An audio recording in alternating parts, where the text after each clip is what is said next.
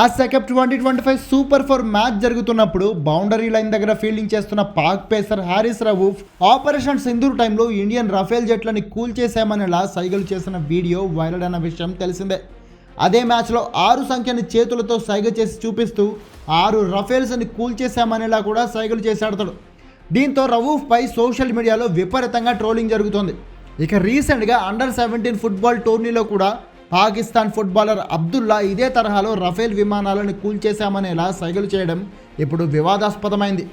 శ్రీలంకలో జరుగుతున్న SAFF అండర్-17 football ఛాంపియన్షిప్లో భాగంగా ఇండియా పాకిస్తాన్ మ్యాచ్ సోమవారం జరిగింది. ఈ మ్యాచ్లో గోల్ చేసిన పాక్ ప్లేయర్ అబ్దుల్లా ఆ వెంటనే ఇండియన్ రఫేల్ జెట్లని కూల్చేశామనేలా అర్థం వచ్చేలా సైగలు చేశాడు.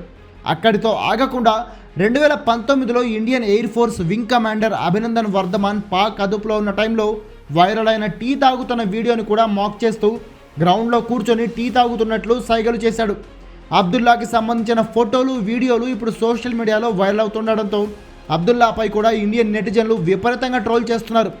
అయితే ఇక్కడ విచిత్రం ఏంటంటే ఆసియా కప్లో రవూఫ్ అంత ఓవర్ యాక్షన్ చేసినా ఈ ఫుట్బాల్ మ్యాచ్లో అబ్దుల్లా ఓవర్ యాక్షన్ చేసిన 2 చోట్ల చివరికి మ్యాచ్ మాత్రం ఇండియానే గెలిచింది.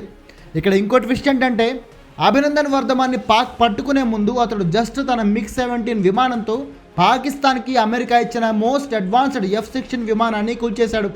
ఇక ఆపరేషన్ సింధూర్లో అయితే మన రఫేల్ కూలిందో లేదో అఫీషియల్ రిపోర్ట్స్ లేవు, కానీ పాక్ ఎయిర్ బేస్లను మాత్రం మనం ధ్వంసం చేసిన ఫోటోలు వీడియోలని ప్రపంచం మొత్తానికి చూపించాం. కానీ పాక్ మాత్రం తన ఓవర్ యాక్షన్ మానుకోవట్లేదు.